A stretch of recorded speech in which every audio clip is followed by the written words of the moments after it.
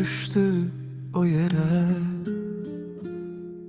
Yüreğim yandı, dizlerim esti.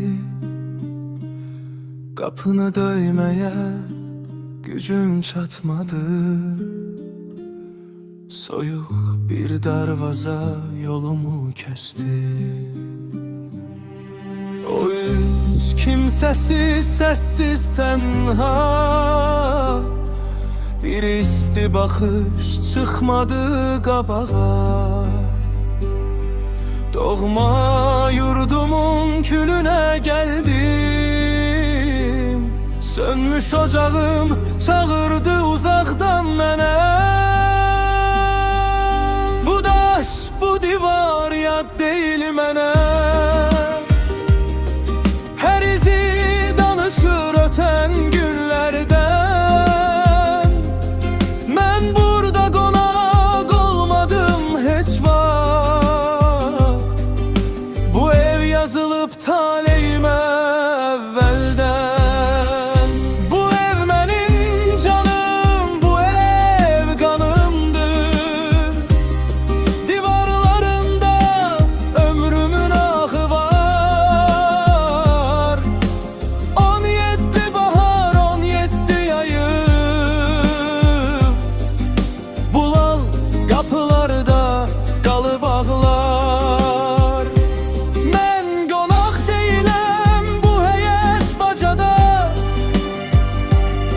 Bu hesret sinemde köz köz yanar. Dönmeyi istediğim bir ünvan varsa o da bu evdir, başka yolum yok inan.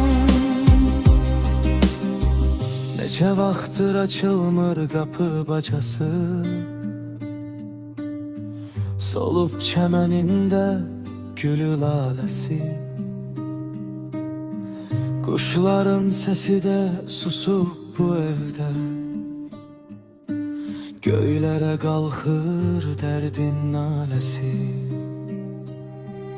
Canım bu bedende, kanım damarda. Azmışam taleyin uzun yollarında. Kalbimde iz koyan o illere. Yüreğim titreye titreye geldim bu darvazaya.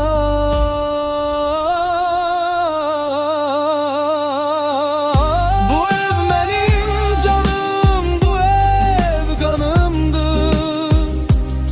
Divarlarında ömrümün ahı var.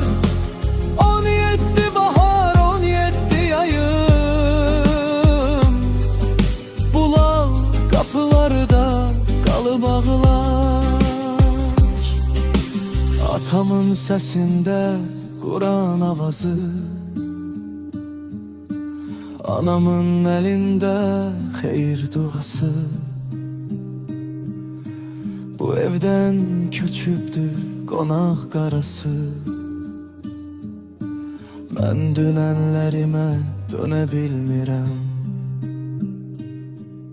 Axan gözyaşımı silə bilmirəm.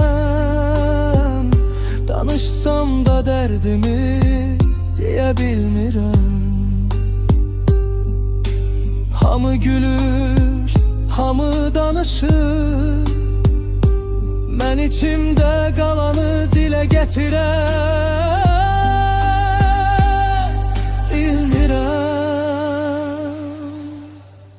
Bu ev benim canım, bu ev kanımdır. Her taşında bir ömrüm, bir izim var. 17 bahar, 17 yayım. Bu sessiz kapılarda kalıp ağlar. Ben konak değilim bu torpaq üstə. Bu torpaq tanıyır addımlarımı. Bir günlük konak deyə bilmərəm ki.